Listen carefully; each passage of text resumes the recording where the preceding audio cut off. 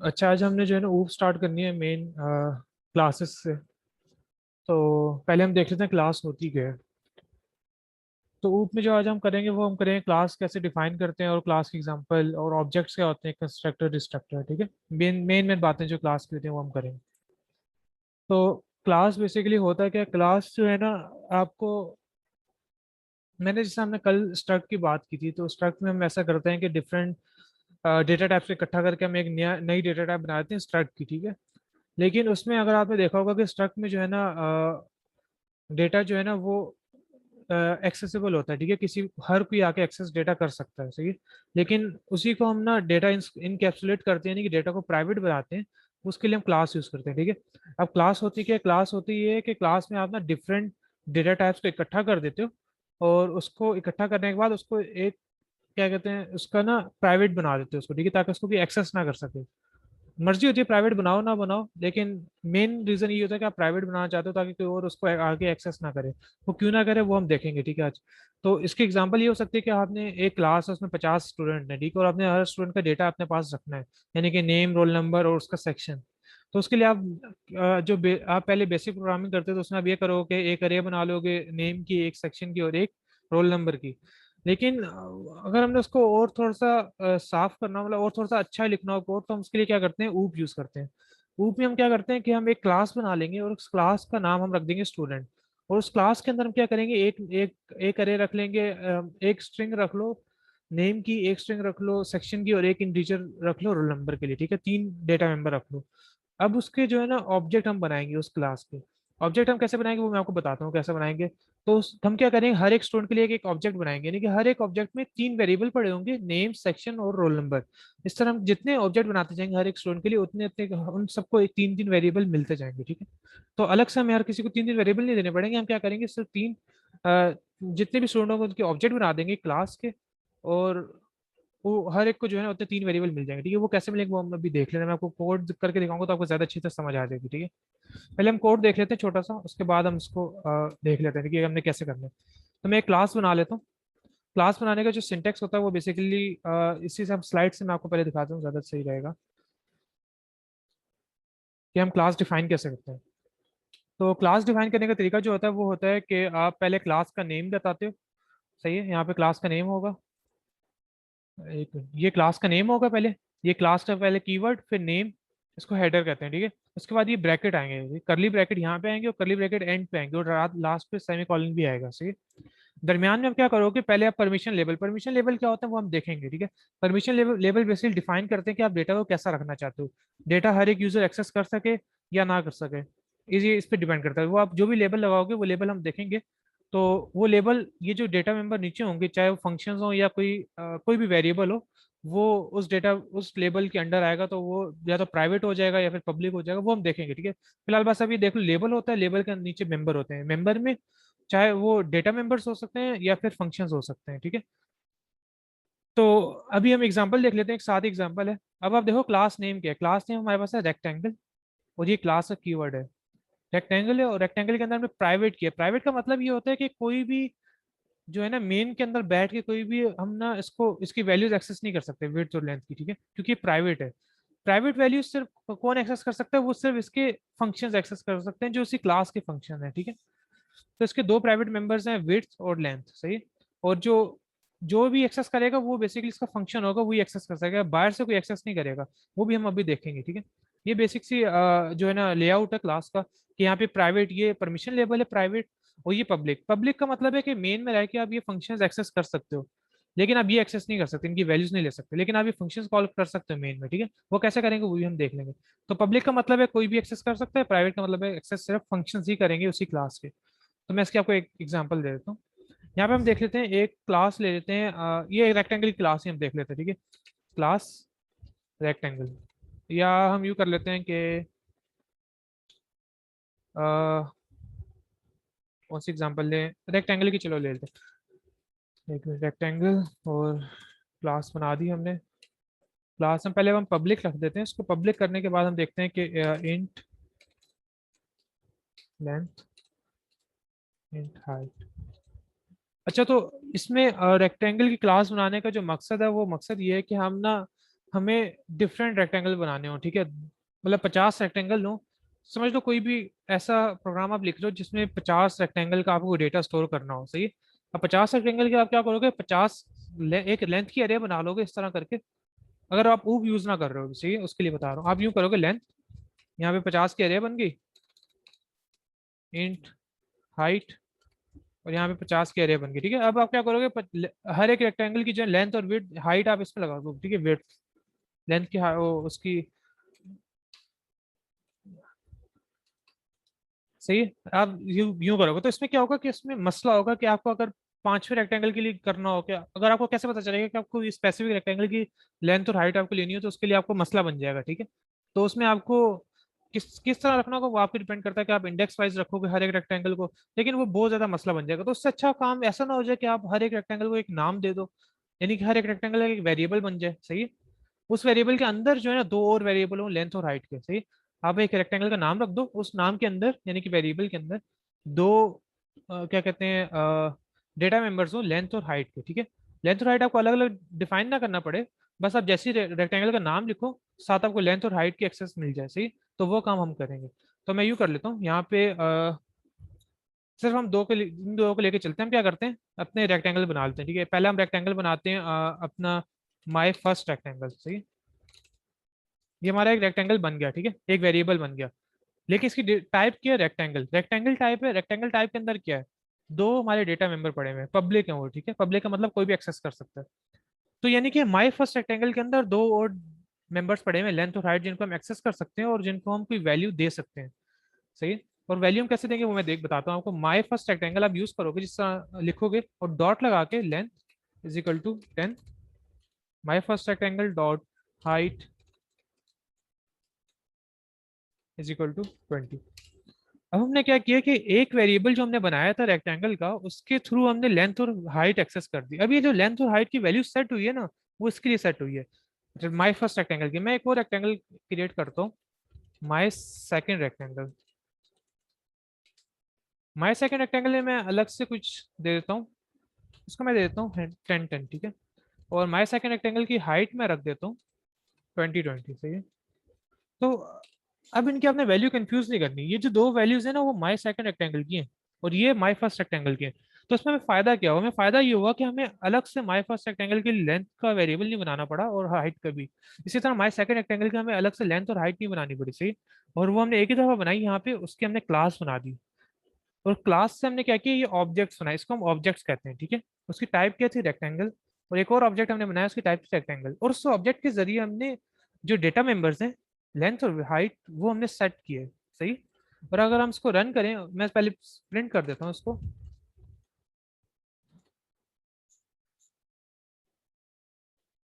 Class का असल मकसद ये होता है, हमने कल स्ट्रक्चर पढ़े थे, स्ट्रक्चर में आप डेटा कोई भी एक्सेस कर सकता है, ठीक है। जिस तरह अभी यहाँ पे हम कोड लिखे हैं, इसमें डेटा कोई भी एक्सेस कर सकेगा।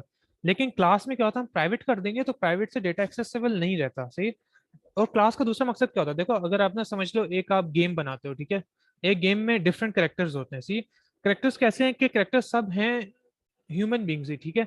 उनकी उनकी जो करेक्टरिस्टिक्स है वो ह्यूमन बींग्स की तरह है, यानी कि ह्यूमन बींग क्या कर सकते हैं, एक ह्यूमन वॉक कर सकता है, रन कर सकता है, जंप कर सकता है, ये और फायर कर सकता है। ये चार करेक्टरिस्टिक्स जो है ना, हर एक करेक्टर में कॉमन है। तो आप क्या करोगे, एक क्लास बना दोगे उनके लिए, करेक्टर्स के लिए।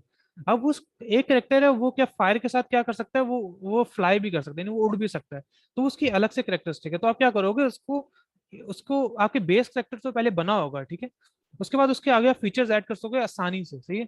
वो बात काफी डिटेल बात हो जाती है, वो हम आगे जाके देखेंगे। लेकिन मेन जो बात अभी आप समझ लो वो ये होती है कि डेटा प्राइवेट करने के लिए आप क्लासेस यूज करते हो, ठीक है। कि डेटा प्राइवेट हो, डेटा एक्सेसिबल ना हो किसी से, सही है। आप कोई भी क्लास यूज करो, उसके जितने फंक्शंस बनाएंगे वो कोई बंदा उस कोड नहीं देख सकेगा फंक्शन का, ठीक है। जिस तरह आप लाइब्रेरीज यूज करते हो, लाइब्रेरीज में आप फंक्शंस यूज करते हो, आपको ही नहीं पता होता कोड क्या है पीछे, ठीक है।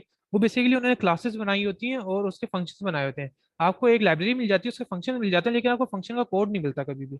इसी तरह हम यहाँ पे भी ये करेंगे, प्राइवेट कर देंगे तो फंक्शन यूज कर सकेगा यूजर, लेकिन उसको कोड नजर नहीं आएगा और वो कोड को जो है ना एक्सेस नहीं कर सकेगा, बस वो लेकिन फंक्शंस और डेटा मेंबर्स यूज कर सकेगा, ठीक है। तो मेन इसका यूज यही होता है। और लेकिन हमारे उसके अलावा जो इसका दूसरा इम्पोर्टेंट पर्पज ये होता है कि हमारी प्रोग्रामिंग को इजी बना देता है। एक प्राइवेट होता है, पब्लिक और एक प्रोटेक्टेड भी होता है, ठीक है। ये तीनों हम अभी हम देखेंगे डिटेल में से, ये तीन टाइप्स होती हैं इसकी। और दूसरी बात ये होती है कि ना ये कोडिंग हमारी बहुत आसान बना देता है। कोडिंग आसान कैसे होगी वो आपको ऐसा ऐसा पता चल जाएगा सी कि कोडिंग हमारी काफ़ी आसान हो जाती है ऊप यूज़ करते हुए। तो फिलहाल हम बेसिक्स कर रहे हैं क्लासेस की, तो फिलहाल आज आप फोकस इसी पे रखोगे क्लास का सिंटेक्स क्या होता है और क्लास में कैसे हम डेटा मेंबर्स ऐड करते हैं और कैसे जो है ना हम वैल्यूज साइन करते हैं और कैसे फंक्शंस कॉल करते हैं और कैसे हम फंक्शंस क्रिएट करते हैं, सब कुछ ठीक है। तो फिलहाल आप सिंटेक्स पे फोकस करो, कल उसके बाद से जो है ना आपको ऐसा ऐसा आइडिया हो जाएगा कि ऊप हमें क्यों इंपॉर्टेंट होती है, ठीक। तो मैं इधर इसमें कर रहा था कि प्रिंट कर लेते हैं पहले,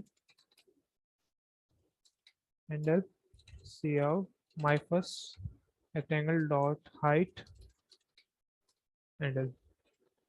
तो उसको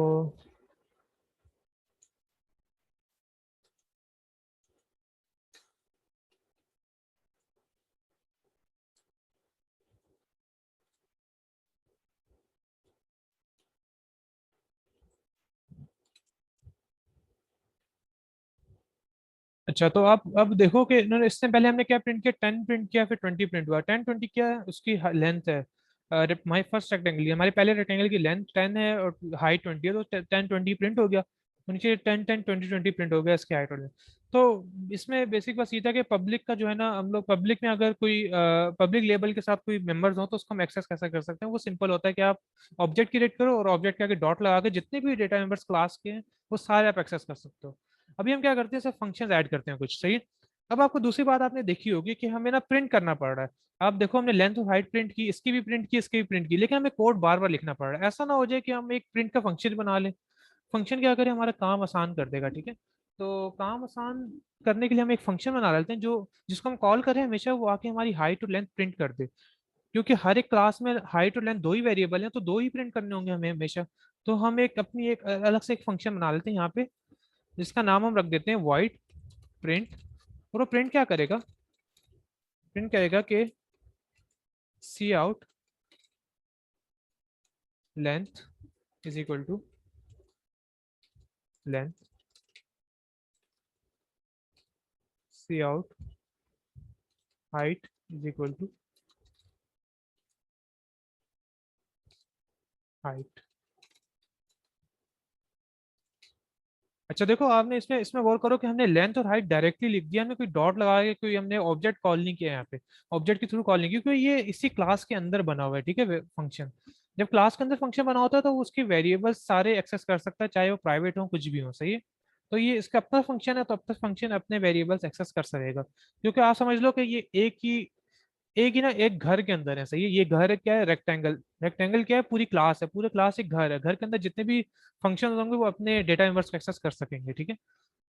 चाहे वो प्राइवेट हो कुछ भी हो, सही, उसका फर्क नहीं पड़ेगा। फर्क तब पड़ेगा जो बाहर से यूजर एक्सेस करेगा। बाहर से जब यूजर एक्सेस करेगा तो पब्लिक के लेवल के अंदर जितने भी डेटा मेंबर्स और फंक्शंस होंगे वो उनको एक्सेस कर सकेगा।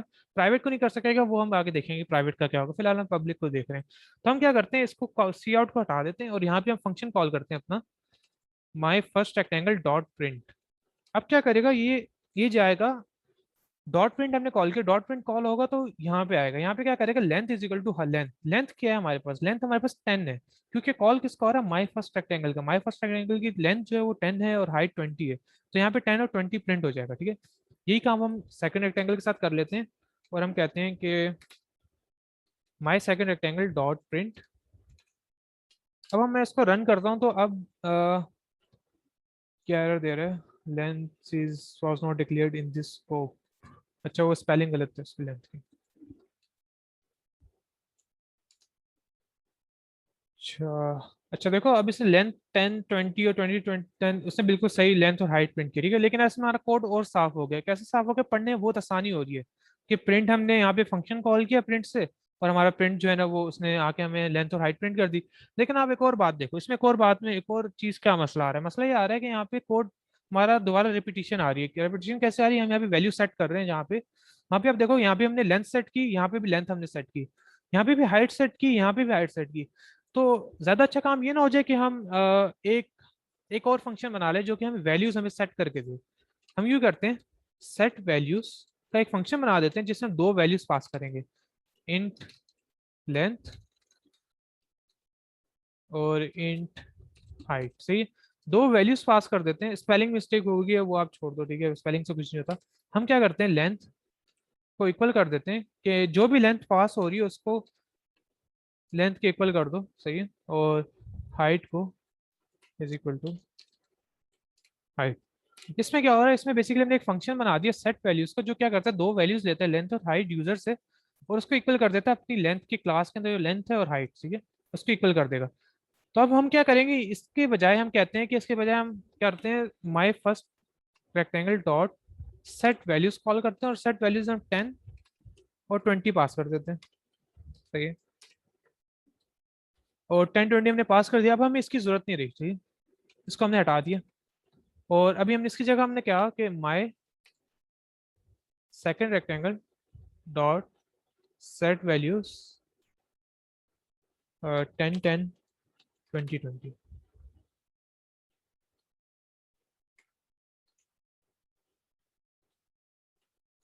और अब हम इसको रन करके मैं आपको दिखाता हूँ, उसके बाद हम इसको देखते हैं आगे। अब आप देखो कोड हुई आउटपुट वही आ रही है, लेकिन हमारा कोड कितना साफ होता जा रहा है, सही है। कोड हमारा इतना साफ हो गया कि हमने तीन तीन दो दो फंक्शन कॉल किए, ऑब्जेक्ट बनाए, और हमारा कोड जो है बिल्कुल साफ सुथरा कोड हो गया, ठीक है। अगर हम यही काम सिंपल बेसिक प्रोग्रामिंग से करना पड़ता तो हम क्या करते कि एक अरे बना लेते हाइट और लेंथ की, तो वो अजीब सा हो जाता, लेकिन फॉर लूप लगाना पड़ता उसके बाद। लेकिन इससे क्या होता है, कोड आपका बहुत मतलब क्लीन हो जाता है, और दूसरी बात इसमें पढ़ने आसानी हो जाती है, और आप ना ज्यादा बड़े कोड आप करोगे, ठीक है, ऊप में पहले आप छोटे छोटे कोड करते हैं, आप कोड बड़े हो जाएंगे, सही, लॉजिक इतनी ज्यादा नहीं होगी, लेकिन बस उसमें कोड संभालने का तरीका होता है, वो आपको सीखना पड़ेगा, ठीक है, कि बड़े कोड आप कैसे संभालोगे। उसमें मल्टीपल फाइल्स आ जाती हैं, ठीक है, क्लासेस बनी होती है मल्टीपल फाइल्स की। तो मल्टीपल फाइल्स कैसे बनाते हैं वो हम आगे जाके देखेंगे, वो बहुत आगे की बात है। फिलहाल आप बेसिक के करो, ठीक है, फोकस। अच्छा, तो इसमें आपको समझ आ गई कि हमने फंक्शंस कैसे बनाए हैं, कॉल कैसे किए हैं, और वैल्यूज कैसे साइन किए हैं। इसमें कोई मसला है तो मुझे बता दो, हम एक्सप्लेन कर दूँ, ठीक है, क्लियर है। अच्छा, कोड मैं आपको भेज देता हूँ। सही है, तो बहुत अच्छी बात है कि दोनों क्लियर हो गया। अच्छा, तो ये हमारी बहुत बेसिक सी ना क्या कहते हैं वो था कि बहुत बेसिक सा हमने वो फंक्शन बनाए और उसका वैल्यू एक्सेस की। लेकिन अभी अगर मैं यहाँ पे पब्लिक का जो कीवर्ड है ना, पब्लिक का जो लेबल है, इसको मैं हटा देता हूँ ना, तो अब अगर मैं इसको रन करूँ तो चलेगा, बिल्कुल सही है, सही है। 1 मिनट। अच्छा देखो, इसने अभी मसला क्या हुआ, एरर क्या है, मैंने लेबल हटा दिया, सिर्फ लेबल हटाया और कुछ नहीं किया। उसने मुझे बोला है एरर, इसको बड़ा कर देता हूँ। इसने बोला void rectangle set values is private with in this context. इसने यहाँ भी बोला कि प्रिंट भी प्राइवेट है, दोबारा बोला सेट वैल्यूज, यानी वो बोल रहे सारे फंक्शन प्राइवेट हैं, आप प्राइवेट फंक्शन कॉल नहीं कर सकते।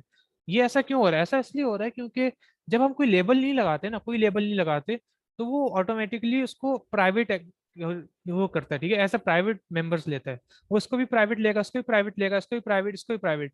जो प्राइवेट मेंबर्स होते हैं ना, वो मेन से एक्सेस नहीं हो सकते, सही, ये डॉट लगा के प्राइवेट मेंबर्स एक्सेस नहीं कर सकते। आपको और तरीके यूज करने पड़ते हैं, और तरीके क्या होते हैं वो हम डिस्कस करेंगे अभी, ठीक है। लेकिन अभी जो बात आप समझ लो वो ये है कि कोई लेबल यूज नहीं करोगे, वो प्राइवेट आपको एज अ प्राइवेट लेगा सारे मेंबर्स, ठीक है। बस आप ये बात याद रख लो, ठीक है। तो अब हम क्या करते हैं, प्राइवेट और हमने पब्लिक देख लिया कि पब्लिक में क्या होता है, सारे मेंबर्स और सारे फंक्शंस एक्सेस हो जाते हैं, लेकिन हम प्राइवेट देखते हैं। तो प्राइवेट हम लिखते हैं यहाँ पे, प्राइवेट, और यहाँ पे हम फंक्शंस को कह देते हैं पब्लिक, सही। अच्छा, अब आपको मैं दूसरी बात बताता हूँ कि दूसरी बात ये होती है कि हम यूजुअली जो हम पैटर्न फॉलो करते हैं वो ये होता है कि आप वैल्यूज जितनी भी होती है ना, डेटा मेंबर्स, वेरिएबल्स, उन सबको आप कह देते हो प्राइवेट, सही है। और जो फंक्शंस बनाते हो ना नीचे, उनको आप कह देते हो पब्लिक, सही है, ताकि फंक्शंस आप कॉल कर सको नीचे, उनके जरिए आप वैल्यूज भी सेट करो और उनके जरिए आप प्रिंट भी करो। अब मैं इसको रन करता हूँ तो रन हमारा बिल्कुल सही होगा, ठीक है, क्योंकि हमने फंक्शंस को पब्लिक कर दिए। फंक्शंस कॉल हम यहाँ पे मेन में क्या कर रहे हैं, सिर्फ फंक्शन कॉल ही कर रहे हैं ना, तो फंक्शन आराम से कॉल हो रहे हैं। लेकिन मैं यूं करता हूँ, मैं कहता हूँ कि मुझे डायरेक्टली मैं यहाँ पे एक्सेस कर सकूँ, cout my first rectangle dot length. Length मैं कहता हूँ कि मैं डायरेक्टली एक्सेस करना चाहता हूँ, मुझे नहीं, मुझे फंक्शन के थ्रू नहीं चाहिए। मैं चाहता हूँ कि मैं डायरेक्टली खुद ही एक्सेस करूँ और खुद ही प्रिंट करूँ। लेकिन मुझे ये करने नहीं देगा, सही है, बोलेगा कि लेंथ जो है ना वो प्राइवेट है, क्योंकि हमने यहाँ पे उसको बताया हुआ है कि लेंथ को और हाइट को वो प्राइवेट रख दे, और प्रिंट और सेट वैल्यूज को वो पब्लिक करे। लेकिन अगर मैं इसको भी पब्लिक कर दूं, अब मेरा कोड रन हो जाएगा, ठीक है, क्योंकि मेरा सारे मेंबर्स पब्लिक हैं, सही। तो पब्लिक मेंबर्स एक्सेस हो जाते हैं यहाँ पे डॉट लगा के। लेकिन अगर इसी को मैं प्राइवेट करूंगा तो ये एक्सेस नहीं होंगे, सही है। तो इसी तरह अगर मैं आपको एग्जांपल देता हूँ लाइब्रेरीज के, ठीक है, आप लाइब्रेरी यूज करते हो, स्ट्रिंग की लाइब्रेरी यूज करते हो, ठीक है। स्ट्रिंग की लाइब्रेरी जब आप यूज करते हो तो आप यूं कुछ यूं लिखते हो कि आप यूं करते हो कि आप string dot h values access इसलिए नहीं होंगी क्योंकि आपने प्राइवेट का लेबल लगाया है। वैसे ही जब प्राइवेट का लेबल लगा दें तो वो वैल्यूज जो प्राइवेट के अंडर आती हैं वो वैल्यूज सिर्फ फंक्शन एक्सेस कर सकते हैं जो उसी क्लास के होते हैं, ठीक है। यानी कि पब्लिक जो प्रिंट और सेट वैल्यूज फंक्शन है यही एक्सेस कर सकेंगे। और जो इन फंक्शन को अगर एक आम यूजर एक्सेस करना चाहे ना, वो एक्सेस तभी कर सकेगा कि वो फंक्शन पब्लिक हो। सही, यूजर सिर्फ जो मेन में रह के वही वैल्यूज एक्सेस कर सकता है, वही फंक्शन एक्सेस कर सकता है जो पब्लिक होते हैं सिर्फ, ठीक है। तो दूसरी बात आपको मैं एग्जांपल देता हूँ कि स्ट्रिंग लाइब्रेरीज की, ठीक है, मैं यहाँ पे लाइब्रेरी ऐड करता हूँ स्ट्रिंग की।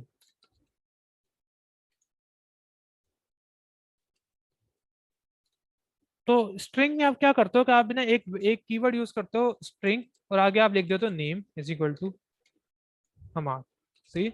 तो बैक एंड पे क्या हो रहा होता है, बैक एंड में ना एक क्लास बनी होती है स्ट्रिंग के नाम से, सही है। स्ट्रिंग के नाम से क्लास बनी होती है और उसमें क्या होता है, उसका एक ऑब्जेक्ट होता है नेम, सही। और जो इक्वल टू का साइन है ना, ये ऑपरेटर ओवरलोडिंग होती है, ठीक है। ये आप फिलहाल छोड़ दो, ये भी हम करेंगे, बाद में करेंगे, ठीक है। तो आप खुद से स्ट्रिंग की क्लास भी बना सकते हो, ठीक है। वो आप जब ऊपर पढ़ोगे तो आप इस काबिल हो जाओगे क्लास खुद बना सको।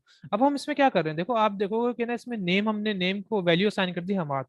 तो बेसिकली है कि वो स्ट्रिंग एक क्लास है, उसके अंदर एक कैरेक्टर अरे पड़ी हुई है जिसको आप जो है ना वैल्यू असाइन कर रहे हो कुछ, सही। और तो बेसिकली बैकएंड पे यही हो रहा था, ठीक है। और वो क्या कहते हैं, वैल्यू वो होती प्राइवेट है, वो आप एक्सेस कर सकते हो सी आउट से और इज इक्वल टू के साइन से, तो वो डिटेल में आप बाद में देखेंगे हम लोग, सही। लेकिन मेन बेसिकली हो यही हो रहा होता है, पीछे एक क्लास बनी होती है स्ट्रिंग की, ठीक है। और जो आप स्ट्रिंग के नाम से वेरिएबल बनाते हो वो बेसिकली आप ऑब्जेक्ट्स बना रहे होते हैं स्ट्रिंग क्लास के, सही है। तो अच्छा, तो ये आपको प्राइवेट की समझ आ गई कि प्राइवेट जब हम करते हैं तो कौन सी वैल्यूज एक्सेस हो सकती हैं और कौन सी नहीं एक्सेस हो सकती हैं, और हमें फंक्शंस पब्लिक करके वैल्यूज एक्सेस करनी होती है। आपको ये बात समझ आ गई? और कुछ समझ नहीं आया तो बता दो, दोबारा डिस्कस कर लेते हैं।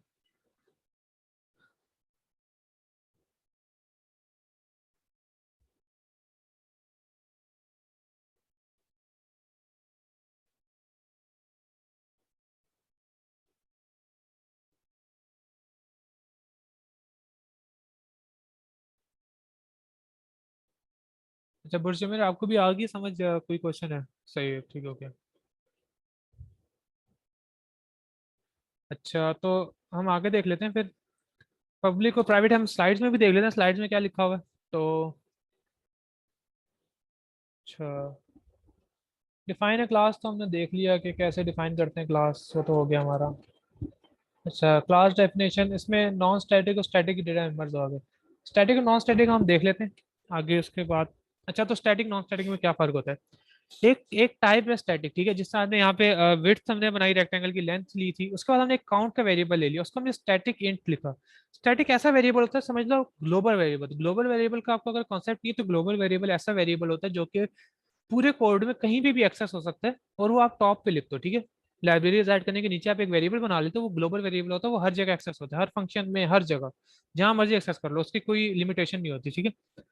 तो इसी तरह हम एक ग्लोबल वेरिएबल टाइप वेरिएबल बनाते हैं स्टैटिक के नाम से। और स्टैटिक के नाम से क्या होता है, देखो अगर आपने हमने एक क्लास बना ली रेक्टेंगल की, उसके बाद हमने 10 ऑब्जेक्ट बनाए, तो 10 ऑब्जेक्ट में क्या होता है, विड्थ और लेंथ की कॉपीज बन जाती है, यानी कि हर एक को विड्थ और लेंथ अलग अलग असाइन हो जाती है, ठीक है। लेकिन जो स्टैटिक वेरिएबल होता है ना, वो एक ही रहता है, सही है? वो हर एक को असाइन नहीं होता, वो एक ही रहता है। और वो हर एक ऑब्जेक्ट उस स्टैटिक वेरिएबल को एक्सेस कर सकता है और उसकी वैल्यू को इंक्रीमेंट डिक्रीमेंट कर सकता है, ठीक है। लेकिन वो हर एक को अलग अलग असाइन नहीं होता, वो होता है एक ही वेरिएबल है जिसकी वैल्यू सेम ही रहती है, और वो हर एक ऑब्जेक्ट कर सकता है एक्सेस। तो इसका यूज क्या होता है, यूज करते हैं मेनली काउंटिंग में, ठीक है। कितने ऑब्जेक्ट हम बना चुके हैं, कितने रेक्टेंगल हम बना चुके हैं, तो हम क्या करते हैं, हर एक रेक्टेंगल नया बनाते हैं ना, तो उसके ऑब्जेक्ट के थ्रू हम काउंट को कॉल करते हैं और उसको हम प्लस प्लस कर देते हैं। हर ऑब्जेक्ट के हम प्लस प्लस कर देते हैं, ठीक है। तो उससे क्या होता है कि हमारा काउंट इंक्रीज होता जाता है। जो काउंट हमारा हर एक ऑब्जेक्ट के साथ लिंक नहीं होता, लेकिन हर एक ऑब्जेक्ट उसको एक्सेस कर सकता है और उसको इंक्रीमेंट कर सकता है, ठीक है। और उसकी वैल्यू सेम रहती है, ठीक है। मतलब उसकी वैल्यू ऐसा नहीं होता कि आप नया ऑब्जेक्ट बनाओ तो उसकी वैल्यू जीरो हो जाएगी। उसकी वैल्यू अगर वन है तो वन ही रहेगी जब तक कोई इंक्रीमेंट या डिक्रीमेंट नहीं करेगा, ठीक है। तो स्टैटिक की समझ आ गई, या इसको मैं कोड करके दिखाऊं? या हम इसको कोड कर ही लेते हैं, ठीक है, आसानी हो जाएगी। तो हमने यहाँ पे दो ऑब्जेक्ट बनाए, हमने काउंट करना है। सो ये कोड कर देता हूँ मैं। हमने क्या करना है, एक काउंट रखना है कि हमने कहते हैं स्टैटिक इंट टोटल स्टूडेंट। अच्छा, तो इससे पहले ना मैं आपको एक और चीज दिखा देता हूँ। हम ना दूसरा काम हम ये नहीं कर सकते, हम यहाँ पे वैल्यूज असाइन नहीं कर सकते, ठीक है। मैं यहाँ पे 0 कर दूं इसको लेंथ को इनिशियली, तो मैं इसको रन करूंगा तो ये एरर दे देगा, ठीक है, कि डिक्लेयर प्राइवेट हियर, ठीक है। मतलब डिक्लेयर नहीं कर सकते, मतलब कोई भी वैल्यू आप नहीं दे सकते यहाँ पे, आपको वैल्यू के बगैर देना पड़ेगा, ठीक है। खाली आपको डिक्लेयर करने पड़ेंगे, वेरिएबल्स डिक्लेयर करने पड़ेंगे, ठीक है। स्टैटिक का मुझे आइडिया नहीं, स्टैटिक का भी अलाउ नहीं करना चाहिए इसको। अच्छा, तो कोई भी आप नहीं कर सकते, ठीक है, चाहे स्टैटिक हो कोई भी हो, सही। तो उसका हल क्या होगा? अब हमने टोटल स्टूडेंट का काउंट रखना है, तो टोटल स्टूडेंट शुरू में तो 0 होने चाहिए, टोटल स्टूडेंट कह रहा हूँ, टोटल रेक्टेंगल्स, टोटल रेक्टेंगल शुरू में 0 होने चाहिए। लेकिन यहाँ पे रेक्टेंगल की कोई वैल्यू असाइन नहीं हो रही, तो वो तो क्या कहते हैं उसको, एज अ वो लेगा, क्या कहते हैं, गार्बेज वैल्यू लेगा। जब हम पहला रेक्टेंगल बनाएंगे, हमें नहीं पता वो पहला रेक्टेंगल है या 10वां रेक्टेंगल है, क्योंकि यूजर ने रेक्टेंगल बनाने हैं, तो उसमें हमें इसलिए 0 रेक्टेंगल होने चाहिए, ठीक है, ऐसा होना चाहिए। तो इसका हल क्या होता है? इसका हल होता है कंस्ट्रक्टर, सही।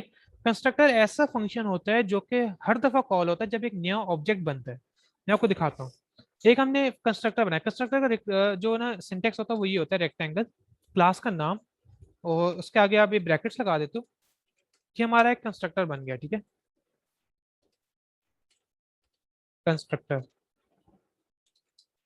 से, कंस्ट्रक्टर ऐसा फंक्शन है जो हर दफा कॉल होगा, खुद ही कॉल होगा, आपको कॉल करने की जरूरत नहीं है। मैं आपको दिखाता हूँ, यहाँ पे सी आउट करते हैं, दिस इज माई कंस्ट्रक्टर।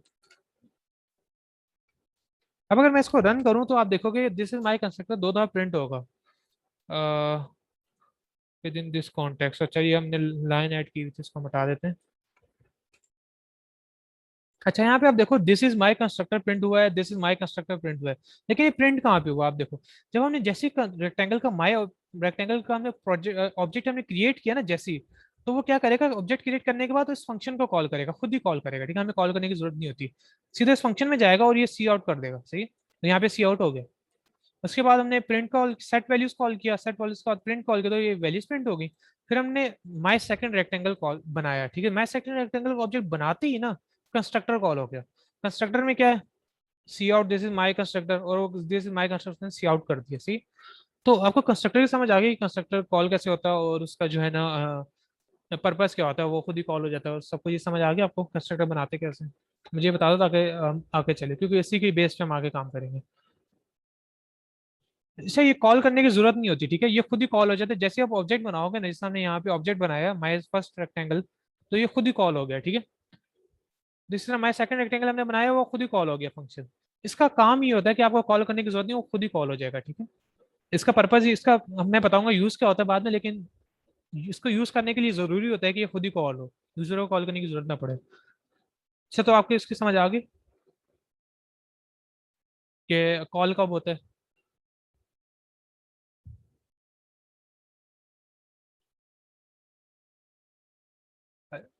अच्छा, फान समझ आ गया आपको, या फिर कोई क्वेश्चन है अभी भी?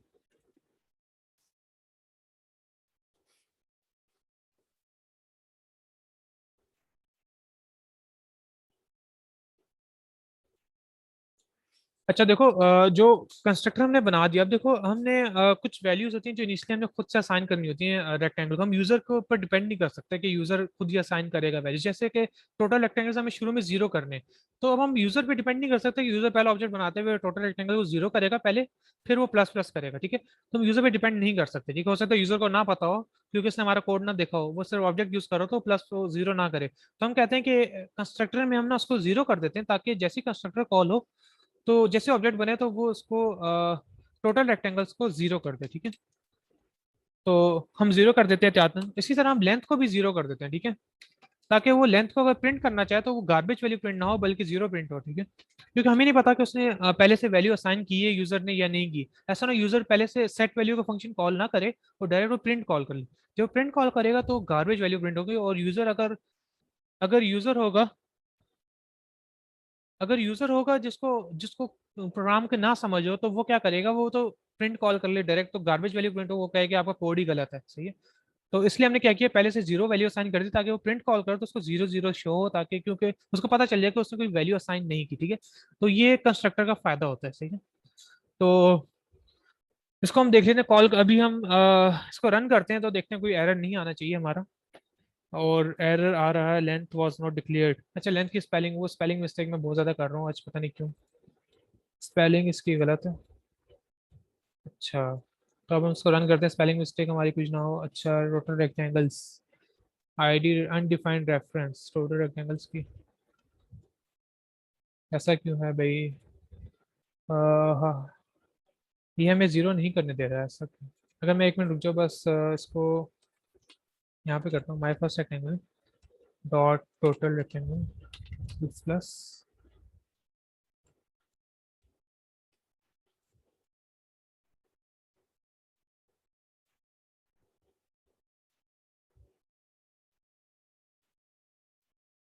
टोटल रेक्टेंगल में ये मसला कर रहा है, इसको मैं अगर इसको कर लूँगा, एक मिनट, ये मसला कर क्यों रहा है हम देखते हैं। Define reference to total rectangles 30 pin.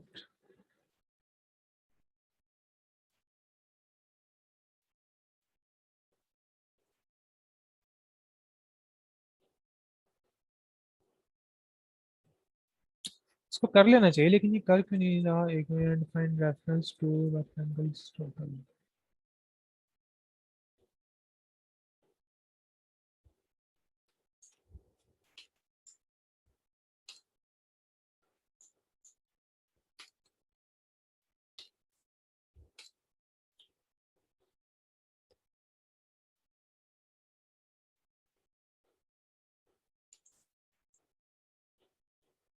ये स्टैटिक में मसला कर रहा है, शायद कंपाइलर का मसला है या क्या मसला है। मैं एक मिनट इसको दोबारा से देख लेता हूँ, देखो स्टैटिक में।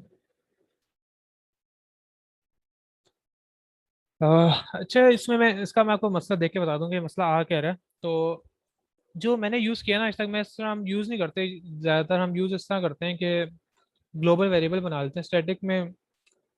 स्टैटिक का जो दूसरा अल्टरनेटिव होता है ना, वो ये होता है ग्लोबल वेरिएबल आप बना लो, ठीक है। स्टैटिक का मैं आपको बता दूंगा कि स्टैटिक में कंपाइलर का मसला है या फिर कोई और मसला। कोड तो सही है, सिंटेक्स सही होता है, लेकिन कोड चल नहीं रहा है इसमें। तो मैं स्टैटिक आपको अगली क्लास में बता दूंगा, ठीक है, कि उसका मसला क्या आ रहा था हमारे पास। लेकिन हम इसका अल्टरनेटिव देख लेते हैं, ग्लोबल वेरिएबल हम कैसे यूज़ करते हैं, ठीक है। तो एक मिनट, हम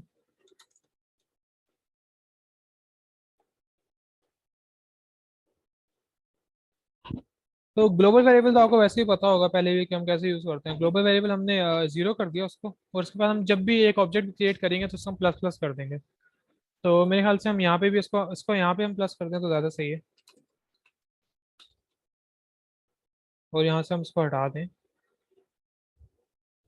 और यहाँ पे हम सी आउट कर दें, सी आउट टोटल रेक्टेंगल।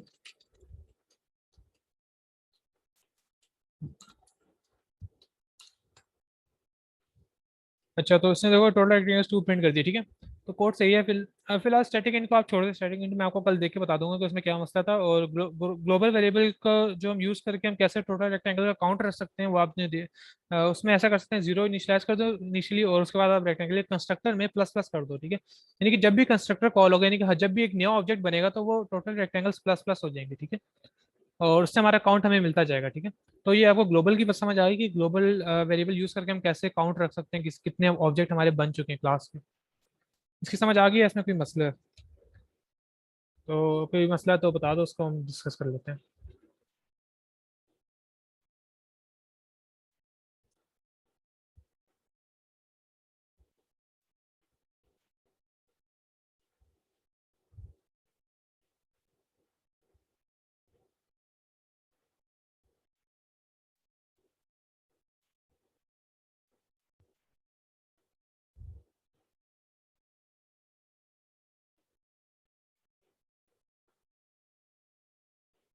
अच्छा, सही। देखो, ग्लोबल वेरिएबल ऐसा वेरिएबल होता है जो कि आप टॉप पे बनाते हो, मेन से बाहर से। ये मेन से बाहर होता है, तो किसी फंक्शन में नहीं होता, बस एक टॉप पे अलग से वेरिएबल बन गया, सिंपल वेरिएबल जो हम बनाते हैं, ठीक है। वेरिएबल आपने बना दिया। अब इस वेरिएबल का जो स्कोप होता है ना, स्कोप कहते हैं कि वो हर एक हाँ, वो मैं आपको बता देता हूँ, ठीक है। ग्लोबल वेरिएबल पहले बता दो, उसके बाद मैं वो बता देता हूँ लास्ट में कैसे किया। तो जो ग्लोबल वेरिएबल होता है वो हर जगह एक्सेस हो सकता है, ठीक है। उसकी वैल्यू हर जगह चेंज कर सकते हैं हम, हर जगह उसको प्रिंट कर सकते हैं, कुछ भी कर सकते हैं उसके साथ, ठीक है। तो हमने क्या किया, क्लास के अंदर उसको हमने कॉल करके प्लस प्लस कर दिया, ठीक है। तो प्लस प्लस हम कर सकते हैं क्योंकि वो क्लास के बाहर बना हुआ है भी ग्लोबल, तो वो हर क्लास के हर फंक्शन में किसी भी जगह कॉल हो सकता है, ठीक है। इस जगह के अलावा, इस जगह प्राइवेट के अलावा वो कॉल हो सकता है, ठीक है, किसी फंक्शन में कॉल हो सकता है, बाहर नहीं, किसी फंक्शन में, ठीक है। क्लास की बात कर रहा हूँ, लेकिन उसके बाद क्या कर रहे हैं कि हमने यहाँ पे प्लस प्लस कर दिया। प्लस प्लस हमने क्यों किया? क्योंकि जब भी हम एक नया ऑब्जेक्ट बना रहे हैं तो वो कंस्ट्रक्टर कॉल होता है हमारा, सही, कंस्ट्रक्टर कॉल होता है। जब कंस्ट्रक्टर कॉल होता है तो टोटल रेक्टेंगल हमारे प्लस प्लस हो जाते हैं, नहीं उसमें +1 हो जाता है। तो उससे क्या होता है कि टोटल रेक्टेंगल में हमारा काउंट पड़ा रहता है कि कितने रेक्टेंगल्स बन चुके हैं, ठीक है। तो बेसिकली हम काउंट करने के लिए कि कितने रेक्टेंगल या कितने ऑब्जेक्ट्स बन चुके हैं, वो काउंट करने के लिए हमने एक वेरिएबल, एक ग्लोबल वेरिएबल बनाया है जिसको हमने कंस्ट्रक्टर में रखा और कंस्ट्रक्टर में उसको प्लस प्लस कर देते हैं, ताकि जब भी वो भी जब भी कोई ऑब्जेक्ट बने तो वो एक नया एक जो है इंक्रीमेंट कर दे उसमें टोटल रेक्टेंगल में, और उसका टोटल रेक्टेंगल जो है ना +1 हो जाए। तो हमने नीचे क्या किया कि नीचे हमने किया कुछ नहीं है, हमने सिर्फ एक, जब हमने ऑब्जेक्ट बनाया तो ये +1 हो जाएगा टोटल रेक्टेंगल, इधर भी +1 हो जाएगा तो टोटल रेक्टेंगल 2 हो जाएंगे। तो हमने क्या किया, नीचे सी आउट कर दिया, सिर्फ सी आउट टोटल रेक्टेंगल, और टोटल रेक्टेंगल की वैल्यू सी आउट कर दी, ठीक है। बाकी कोड वैसी है कि आप पहले एक ऑब्जेक्ट बना रहे हो, उसके बाद आप वैल्यू सेट कर रहे हो, और उसके बाद आप क्या कर रहे हो कि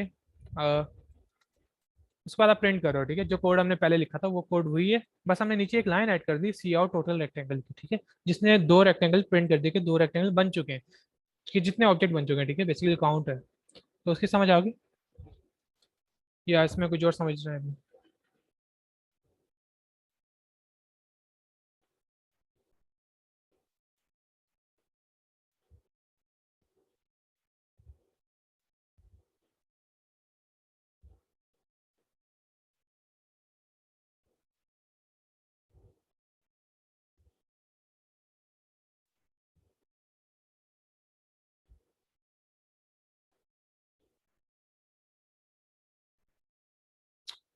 अच्छा सही है अफान, आपको भी समझ आ गई कि हमने लास्ट पे क्या किया है?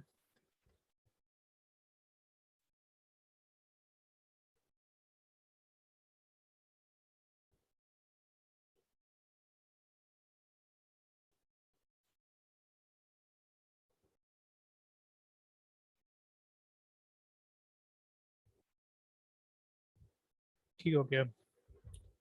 तो ये हमने कंस्ट्रक्टर बनाया और उसके बाद हमने कंस्ट्रक्टर को हमने देख लिया, ठीक है। अब हम स्लाइड्स देख लेते हैं, स्लाइड्स में क्या है। जैसे स्टैटिक डेटा मेंबर को मैं आपको कल देख के बता दूंगा कि इसका मसला क्या आ रहा था। उसके बाद क्लास डेफिनेशन है, ठीक है। और ये हमने बता दिया कि क्लास के अंदर क्या डिक्लेयर होता है, क्लास के बाहर। अच्छा, फंक्शन जो है ना हम लोग क्लास के बाहर भी डिक्लेयर कर सकते हैं, ठीक है, लेकिन उसका हमने नाम अंदर रखना होता है, वो मैं आपको दिखा देता हूँ हमने कैसे करना है। तो वो देखो हमने क्या किया कि हमने एक ना क्लास के बाहर हमने फंक्शन एक डिक्लेयर किया। कैसे किया? हमने यहाँ पे हेडर बना दी, ठीक है। सेट का फंक्शन हमने अंदर उसका हेडर बनाया, लेकिन जो नीचे हमें कोड लिखना था उन्हें कोड वहां नहीं लिखा, हमने बाहर लिख दिया क्लास के बाहर। हमने कैसे लिखना है? पहले हमने वॉइड लिखना है, फिर रेक्टेंगल जो क्लास का नाम है, सेमी कॉलन डबल और सेट, और ये, ठीक है। मैं आपको बता देता हूँ कि उधर कोड करके, ठीक है। हम करना चाहते हैं कि जो ये सेट का फंक्शन है, सेट का फंक्शन हम अंदर नहीं लिखना चाहते, हम चाहते हैं कि क्लास के बाहर लिखें, ठीक है। फर्क कोई नहीं पड़ता, सही, कोड चलने में कोई फर्क नहीं पड़ेगा, बस कोड को लिखने का स्टाइल चेंज हो जाएगा। पहले हमें क्या पढ़ना है, क्लास के अंदर बताना पड़ेगा कि हम कौन सा फंक्शन बनाना चाह रहे हैं, सही, हेडर बनाना पड़ेगा, ठीक है, इसको हेडर कहते हैं। अब हमने हेडर बना दिया, और हेडर के बाहर हम क्या करेंगे, हम करेंगे वॉइड, इसको मैं चेंज कर देता हूँ। नीचे कोड सेम रहेगा, बस ऊपर से चेंज होगा। वो चेंज कैसे होगा, पहले आपकी टाइप आएगी कि रिटर्न टाइप क्या है फंक्शन की। रिटर्न टाइप आपकी वाइड हो सकती है या कोई भी डेटा टाइप हो सकती है, जो भी इसका फंक्शन बनाते हो वाइड। आगे आपने क्लास का नाम बनाना है, किस क्लास का फंक्शन है, क्लास का नाम लिखा, फिर आगे दो कॉलम्स लगाने हैं, सही है। उसके बाद आपने क्या करना है, फंक्शन का नाम लिखना है।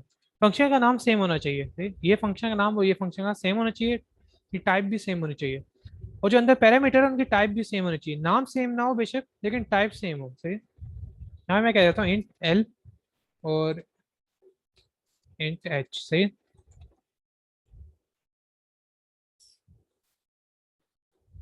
डबल कॉलम ना बताते हैं कि ये किस क्लास का जो है ना ये फंक्शन है, ठीक है। ये फंक्शन किसी मेन का फंक्शन नहीं है, ये क्लास का फंक्शन है। और ये डबल कॉलम बताते हैं कि डबल कॉलम के लेफ्ट पे जो क्लास का नाम लिखा होगा, ये फंक्शन उस क्लास का होगा, ठीक है। ये कंपाइलर को बताने के लिए हमने लिखा हुआ है। तो हम कह देते हैं कि इसको एल और इसको हम कह देते हैं एच।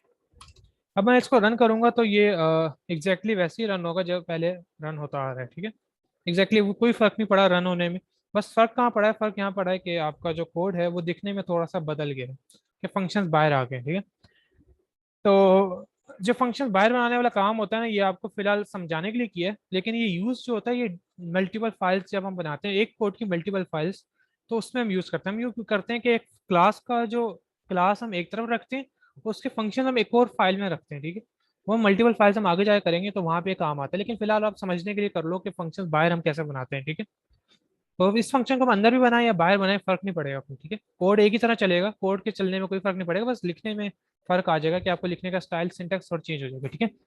तो आपको ये समझ आ गया कि बाहर हम जब फंक्शन बनाना हो तो उसका सिंटेक्स क्या होता है। मैं कोई कोड भी सेंड कर देता हूँ उधर। ये कोड वैसे स्लाइड में भी दिया हुआ है, ठीक है, तो वहां से भी आप देख सकते हो।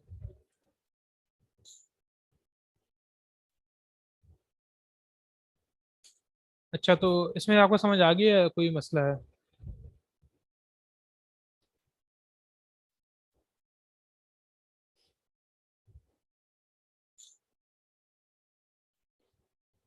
अच्छा मैं कोड पहले भेजा था, वो डायरेक्ट मैसेज में था, तो अब एवरीवन पे सही है, ठीक है। चलो हम आगे चलते हैं। अच्छा पाना, आपको समझ आ गई या कुछ मसला है तो हम उसको डिस्कस कर लेते हैं, वरना हम आगे चलते हैं। ओके, सही हो गया।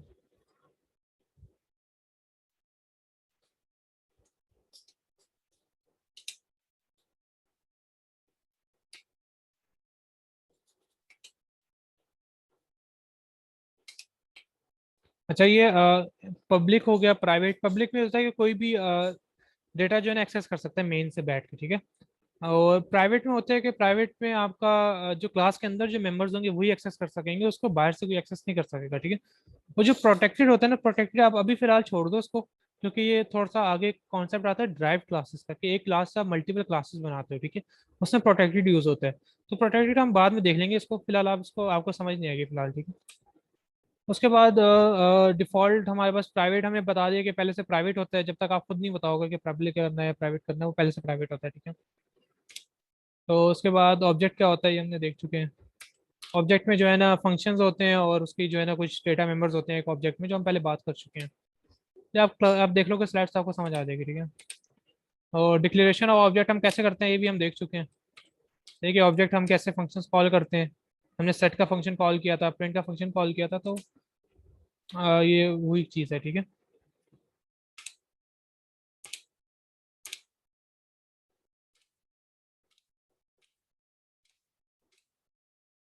यहाँ पे इन्होंने पॉइंटर यूज किया है, सही है। जैसे हम एक वेरिएबल का पॉइंटर बनाते हैं, ठीक है, इन्होंने रेक्टेंगल का एक पॉइंटर बना दिया और उसको इक्वल कर दिया एड्रेस R1 के एड्रेस के, ठीक है।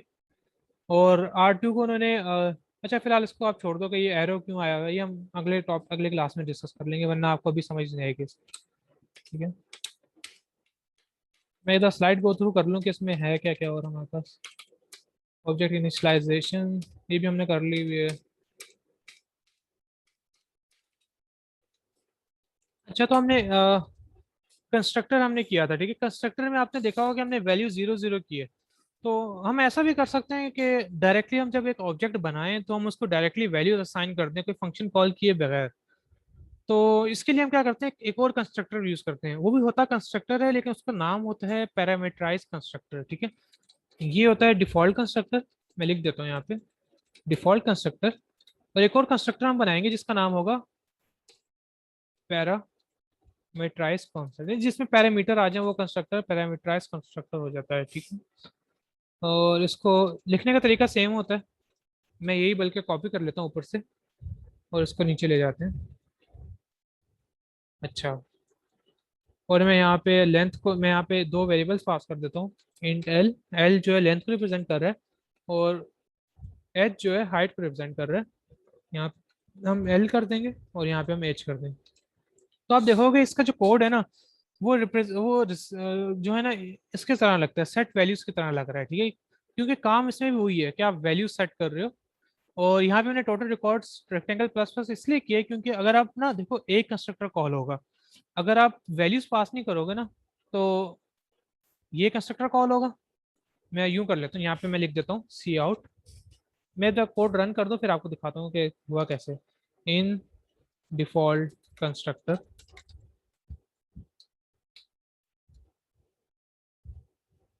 और इधर मैं कह देता हूँ इंट पैरामीटराइज कंस्ट्रक्टर। तो मैं यूँ करता हूँ कि जो पहला रेक्टेंगल है उसको मैं डिफॉल्ट से कॉल करता हूँ, और जो सेकंड है उसको मैं कहता हूँ कि 1010 2020, ठीक है। अब मुझे सेट वैल्यू कॉल करने की जरूरत नहीं है, सही है। अब मैं इसको रन करूंगा तो इसमें दो वैल्यूज, दो लाइंस और प्रिंट होंगी। वो ये होंगी कि इन डिफॉल्ट कंस्ट्रक्टर। क्यों ये प्रिंट हुआ है? क्योंकि आपने देखा होगा माई फर्स्ट रेक्टेंगल के साथ कोई वैल्यू पास नहीं हुई। जब कोई वैल्यू पास नहीं होती तो ये डिफॉल्ट कंस्ट्रक्टर कॉल होता है, जो कि ये है, ठीक है, बगैर वैल्यूज के। तो अब हमने क्या किया, जब हमने दूसरी दफा दूसरा ऑब्जेक्ट बनाया सेकंड रेक्टेंगल, उसमें हमने वैल्यूज पास कर दी साथ ही, ठीक है। जैसे हमने बनाया साथ ही वैल्यूज पास की, ये आपको साथ ही पास करनी पड़ता है, आप अलग से नहीं कर सकते। ऐसा नहीं होता कि आप नीचे बनाने के बाद आप यहाँ पे दोबारा कर रहे हो कुछ, सही। ऐसे नहीं होता। आपको जब बना रहे होगे ऑब्जेक्ट, आप डिक्लेयर कर रहे होगे ऑब्जेक्ट, आपको वहीं पे जो है ना साथ वैल्यूज पास करनी पड़ेगी, ठीक है। जब आपने वैल्यूज पास की तो तब ये डिफॉल्ट कंस्ट्रक्टर कॉल नहीं होगा, बल्कि ये कॉल होगा, ठीक है। जब ये कॉल होगा तो उसमें आप ये प्रिंट होगा, उसके बाद ये वैल्यूज असाइन हो जाएंगी। तो आपको सेट फंक्शन कॉल करने की जरूरत नहीं पड़ेगी, ठीक है, डायरेक्ट वैल्यू सेट हो जाएंगी, ठीक है। तो ये पैरामीटराइज कंस्ट्रक्टर आपको इसकी समझ आ गई कि पैरामीटराइज कंस्ट्रक्टर का काम क्या होता है और हम क्यों यूज करते हैं।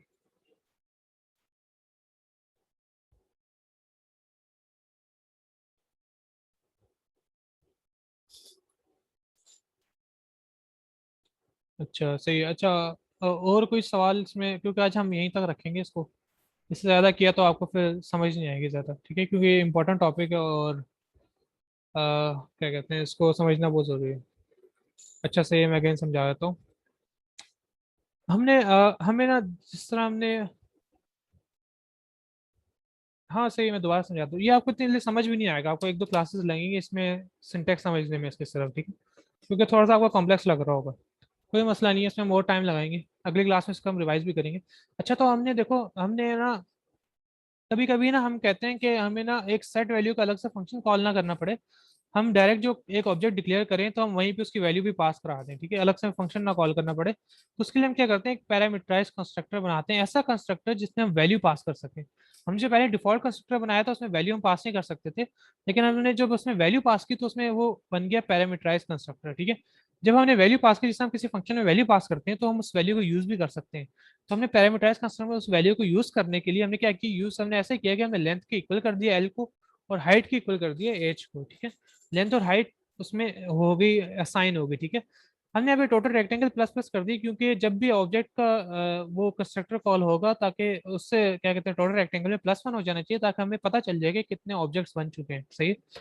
तो अब जब हमने यहाँ पे कॉल किया तो हमने यहाँ पे माई फर्स्ट रेक्टेंगल के साथ कोई वैल्यू पास नहीं की, ठीक है। जब वैल्यू पास नहीं की तो ये डिफॉल्ट कंस्ट्रक्टर कॉल हुआ। आप आउटपुट में भी देख सकते हो, उसने लिखा है डिफॉल्ट कंस्ट्रक्टर, ठीक है। डिफॉल्ट कंस्ट्रक्टर में हमने सिंपल लेंथ और हाइट को 0 कर दिया, और यहाँ पे हमने टोटल रेक्टेंगल को प्लस प्लस कर दिया, ठीक है।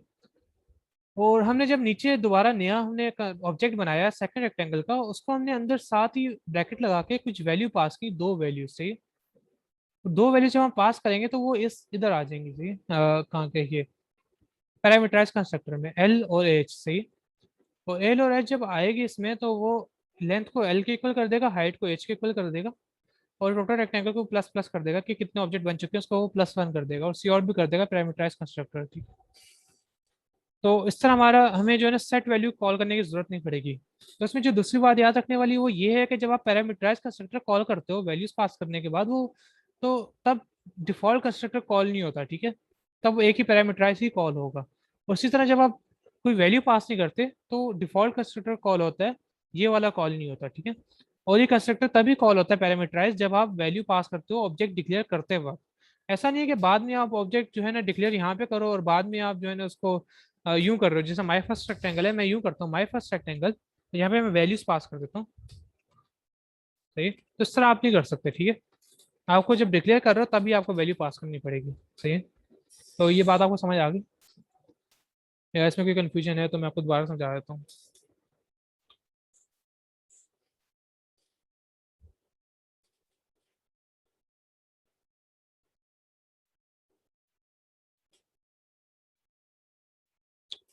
ठीक हो गया, ओके। अच्छा फान, आपको भी समझ आ गई?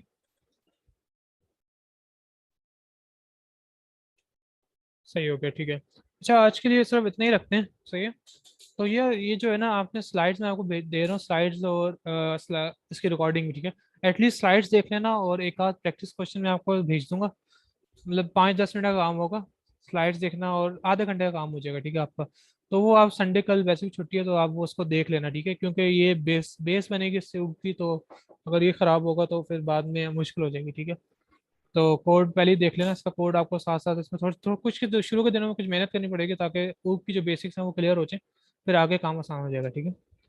तो फिर हम क्लास एंड करते हैं अभी। सही है। चलो सही है फिर, ठीक है, अल्लाह हाफिज़।